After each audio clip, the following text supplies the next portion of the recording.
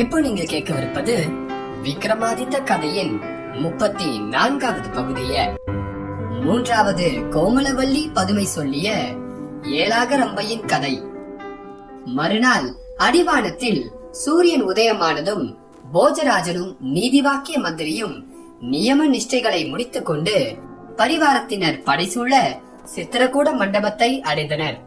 அங்கிருந்த நவரத்தின சிம்மாசனத்தை போஜராஜன் வணங்கி அந்த சிம்மாசனத்தில் ஏறி கொலுவிருக்க வேண்டும் என்ற ஆசையுடன் அதன் முதற் படியையும் 2வது படியையும் கடந்து 3வது படியில் வலது காலை எடுத்து வைக்கும் தருணத்தில் அப்படிக்கு காவலாக இருந்த கோமலவல்லி பதுமை கை கொட்டி கலீரென சிரித்து பின்வருமாறு சொல்லியது.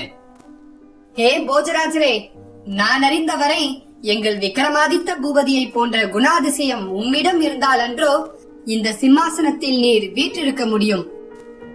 சொல்வாய் பதுமையே, அப்படி உங்கள் விக்ரமாதித்த பூபதியிடம் நீ கண்ட அபூர்வமான குணாதிசயம்தான் என்ன?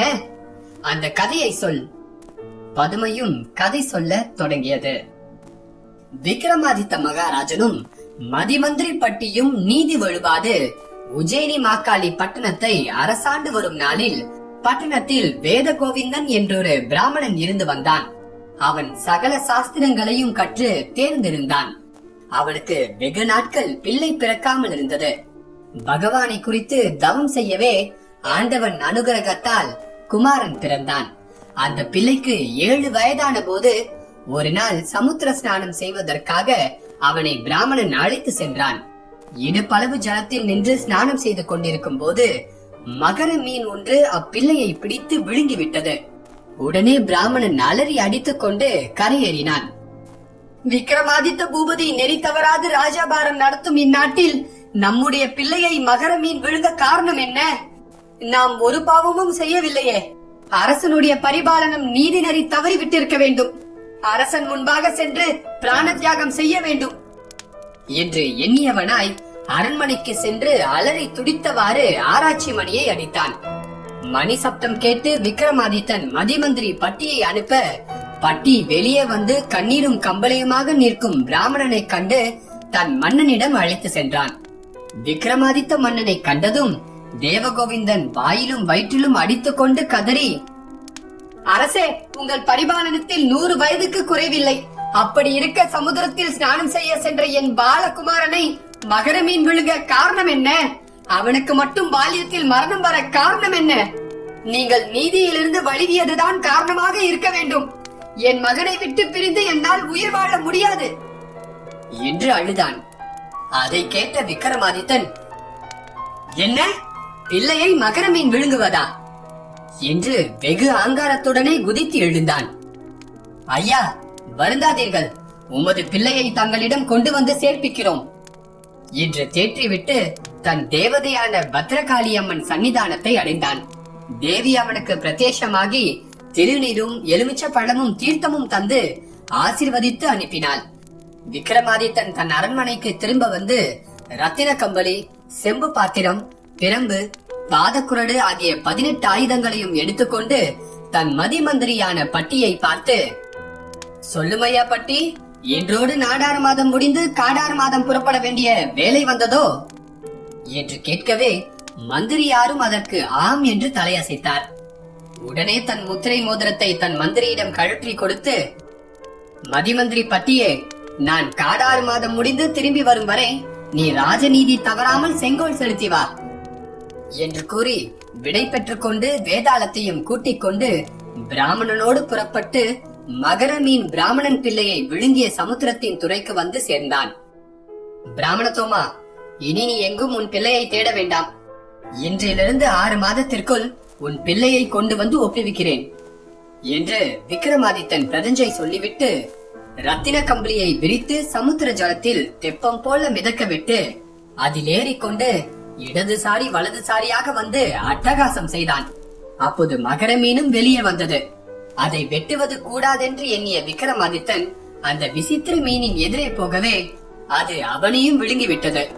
மீன் வயிற்றினுள் சென்ற விக்ரமாதித்தன் அங்கு மாட மாளிகையும் கூட கோபுரங்களும் அளவற்ற தெருக்களும் கொண்ட ஒரு பட்டணம் இருப்பதை கண்டான். அத்தெருக்களை பார்த்து கொண்டு அதிசயத்தோடு வரும்போது ஓரிடத்தில் சில பிள்ளைகளுடன் பிராமண பிள்ளை ஒருவன் விளையாடிக் கொண்டிருப்பதை கண்டான். அவனை பிடித்துக் கொண்டு, குழந்தாய், நீ யாருடைய மகன்? உன்னுடைய ஊர் எது என்று கேட்டான். ஐயா, நான் இருப்பது உஜ்ஜயினி பட்டணம். என் தகப்பனார் பேர் வேத கோவிந்தன் என்பது என்றான் அந்த பையன். உடனே பிள்ளையை பிடித்தபடி விடாமல் ரத்தின கம்பளி மற்றும் தனது பொருள்களை எடுத்துக்கொண்டு மந்திரவாளை உருவி மகர மீனின் வயிற்றை கிழித்து அசையாது வெளியே வந்தான். ரத்தின கம்பளத்தை விரித்து அதில் பிராமண பிள்ளையை இருக்க செய்து, ஜலம் மீன் வயிற்றில் புகுந்தால் பட்டணம் பாழாகி விடும் என்று மந்திரவாளினால் கிழித்த இடத்தில் தனக்கு பத்ரகாளி தந்த விபூதியை தடவி தேவியை துதிக்கவே மீனின் உடல் பழையபடி ஆகிவிடவே மீன் மறுபடியும் சமுத்திரத்திற்குள் ஓடி போய் விட்டது. பிறகு விக்ரமாதித்தனும் வந்து கம்பளியில் ஏறிக்கொள்ளவே அது தெப்பம் போல சமுத்திர ஜலத்தில் வேகமாக மிதந்து சென்றது. அவ்விதம் ஓடிய தெப்பம் புஷ்கரம் என்ற தீவை அடைந்தது. அத்தீவிலே இறங்கிய விக்ரமாதித்தன் தான் கொண்டு வந்த கம்பளம், பிரம்பு, பாத்திரம் முதலியன பொருள்களை வேதாளத்திடம் ஒப்புவித்துவிட்டு பிராமண பிள்ளையுடன் சென்றான். அத்தீவிலே சம்புநாதன் என்ற அரசன் ஆண்டு வந்தான். அவனுக்கு வெகு காலம் புத்திர பேர் இல்லாமல் இருந்தது. கடைசியில் பகவானுடைய அனுக்கிரகத்தால் சூரிய கோடி பிரகாசம் பொருந்திய பெண் குழந்தை ஒன்று பிறந்தது. ஏலாகரம்பை என்று பெயரிடப்பட்ட அப்பெண் தக்க வயதை அடைந்ததும் தன் குமாரத்திற்கு மனம் செய்விக்க வேண்டும் என்று சம்புநாத மன்னன் விரும்பினான். அப்போது ஏலாகரம்பை, அப்பா, 56 தேச அரசர்களையும் வர செய்து அவர்களை பார்த்து எனக்கு இஷ்டமானவரை மாலையிட வேண்டும் என்றாள். அரசனின் அழைப்பை ஏற்று சம்புநாதபுரத்திற்கு வந்தனர். அவர்களை வரவேற்று தனித்தனியே விடுதிகள் அமைத்து தங்க செய்தான். அந்த சுயம்பர விழாவை முன்னிட்டு சம்புநாதபுரம் கோலாகலமாக இருக்கும் போதுதான் விக்ரமாதித்தனும் பிராமண பிள்ளையும் அப்பட்டணத்திற்கு வந்து சேர்ந்தனர். நகரின் கோலாகலத்தை கண்டு வியந்த விக்ரமாதித்தன் அங்குள்ளவர்களிடம் அதை பற்றி விசாரிக்கவே அதற்கு அவர்கள் ஏலாகரம்பையின் சுயம்பரம் நடக்கப் போவதை தெரிவித்தனர். விக்ரமாதித்தன் தானும் அம்முகூர்த்தத்திற்கு போக வேண்டும் என்று விரும்பி அந்நகரத்தில் இருந்த பிராமணன் ஒருவனை நட்பு கொண்டு அவன் பாதுகாப்பில் அப்பிராமண பிள்ளையை ஒப்புவித்து 40 நாளில் திரும்பி வந்து அழைத்து செல்வதாக தெரிவித்து 40 பொன்னும் செலவிற்கு கொடுத்தான். பிறகு அங்கிருந்து நகரத்திற்கு வெளியே வந்து தன் ஆடை ஆபரணங்களை வேதாளத்திடம் ஒப்புவித்து ரத்தின வியாபாரி போன்று மாறுவேடம் தரித்துக் கொண்டு கடை வீதிக்கு சென்றான். அங்கு ஒரு புறம் அவன் ரத்தின கம்பளத்தை விரித்து தேவியின் அனுகிரகத்தினால் முத்து, பவளம், வைடூரியம் போன்ற நவரத்னங்களையும் வரவழைத்து கடை வைத்தான். அவ்வழியே போகிறவர்கள் வருகிறவர்கள் அனைவரையும் அவனிடம் வந்து அப்பொருளை கண்டு அதிசயித்து வாங்கி கொண்டு சென்றனர். இச்செய்தி அந்நகரத்தில் வந்து கூடியிருந்த ராஜாக்களுக்கு எட்டவே அவர்களும் தங்கள் விடுதிகளை விட்டு கடை தெருவிற்கு வந்து வினோத ரத்தின வியாபாரியான விக்ரமாதித்தனை சூழ்ந்து கொண்டனர். விக்ரமாதித்தனின் சாதுரியமான பேச்சு அவர்களை ஏலாகரம்பையின் சுயம்பரத்தை கூட மறக்க செய்து அங்கேயே தங்க செய்து விட்டது. அரண்மனையிலே ராத்திரி 10 நாளிகையிலே சுயம்பரத்திற்கான நேரம் நெருங்கிக் கொண்டிருந்தது. அரசர்களை சுயம்பர மண்டபத்திற்கு வரும்படி அறிவிக்கப்பட்டது.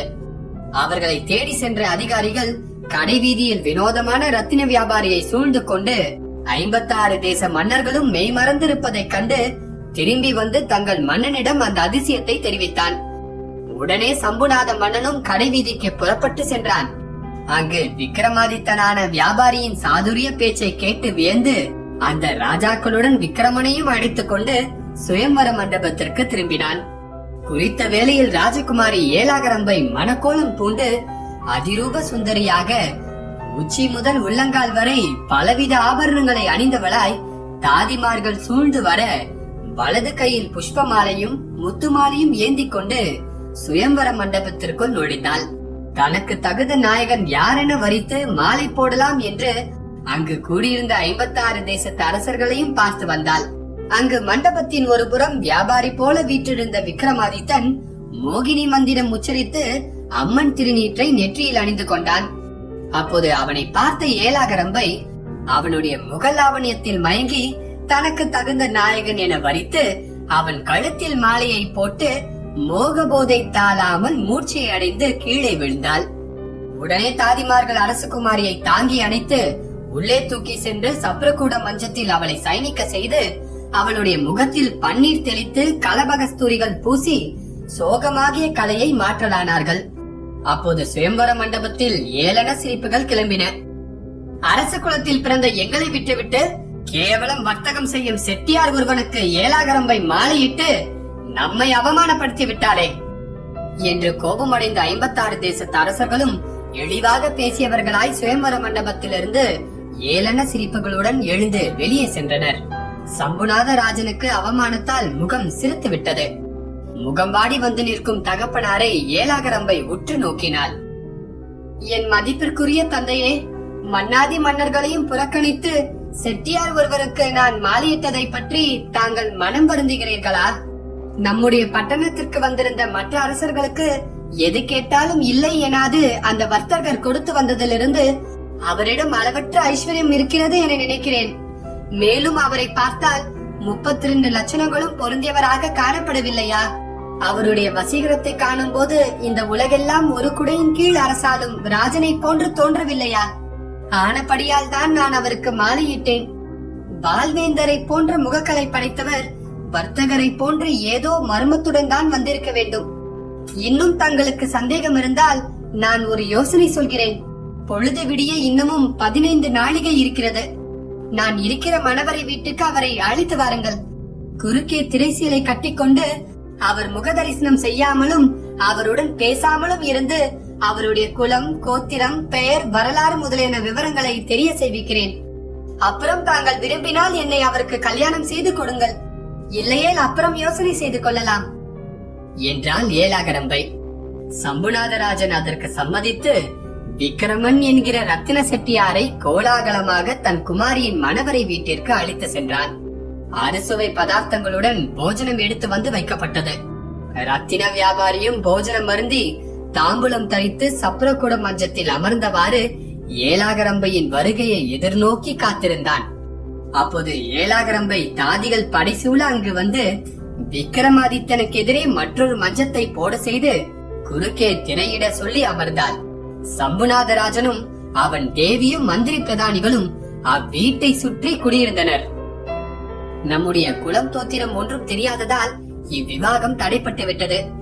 நம்முடைய வரலாற்றை தெரிவிக்காமல் இருந்தால் பொழுது விடிந்ததும் பிடரியில் கை வைத்து வெளியே கொண்டு போய் தள்ளிவிடுவார்கள் என்று யோசித்த விக்ரமாதித்தன் ஆகிற வியாபாரி உடனே வேதாளத்தை நினைத்து குறுக்கே கட்டியிருந்த திரைச்சீலையில் வந்திருக்க செய்தான். வேதாளம் திரைச்சீலையில் வந்து தங்கியது. அப்போது வியாபாரி, ஏ திரைச்சீலையே, சுயம்வர மண்டபத்திற்கு மற்ற ராஜாக்களுடன் வேடிக்கை பார்க்க வந்த என் கழுத்தில் இந்த மங்கை மாலையிட்டாள். ஆகவே இவள் எனக்கு மனைவியாக வேண்டும். அப்படி இருக்க இவளோ என் முகத்தை பாராமலும் என்னுடன் பேசாமலும் குறுக்கே திரைச்சீலையை கட்டி தொங்கவிட்டுக் கொண்டு அமர்ந்திருக்கிறாள். தூக்கமும் வரவில்லை. தூங்கா விளக்கோ எரிந்து கொண்டிருக்கிறது. இரவு பொழுதை கழிக்க உனக்கு தெரிந்த கதை ஒன்று சொல் என்று கேட்டான். ஐயா, நல்ல வார்த்தை சொன்னீர். நான் படுகிற வருத்தத்தில் எந்தவித கதை சொல்லுவது? வெகு பாடுகள் பட்ட பிறகு நான் 2 துணியாக இருந்தேன். அதை மனிதர்கள் வாங்கி துண்டு துண்டாய் கிழித்து நூல் தைத்து கயிர் கோர்த்து 4 புறத்தில் இழுத்து கட்டியதால் உங்கள் 2 பேர்களுக்கும் நடுவே குறுக்காக தொங்குகிறேன். அப்படி இருக்க என் அவஸ்தை காணாமல் கதை சொல்லும்படி சொல்கிறீரே என்று திரைச்சீலையில் இருந்த வேதாளம் சொல்லிட்டு, திரைச்சீலை பேசுவதை கேட்ட ஏலாகரம்பை ஆச்சரியப்பட்டு வந்திருப்பவர் சாதாரண மனிதர் இல்லை என்று உணர்ந்து அவருடைய வரலாற்றை எப்படியும் அறிய வேண்டும் என்கிற ஆசையினால் திரைச்சீலையை கட்டியிருந்த கயிறுகளை அவிழ்த்து விட்டாள். ஏ திரைச்சீலையே, உன் வருத்தத்தை கண்டு எப்பெண் அவிழ்த்து விட்டாள். இனி உனக்கு தடை ஏதும் இல்லை, கதை சொல் என்று ரத்தின செட்டியாரான விக்ரமாதித்த மகாராஜன் சொல்லவே திரைச்சீலை கதை சொல்லலாயிற்று. நண்பர்களே, இனிமேதான் கதையில வேடிக்கையே.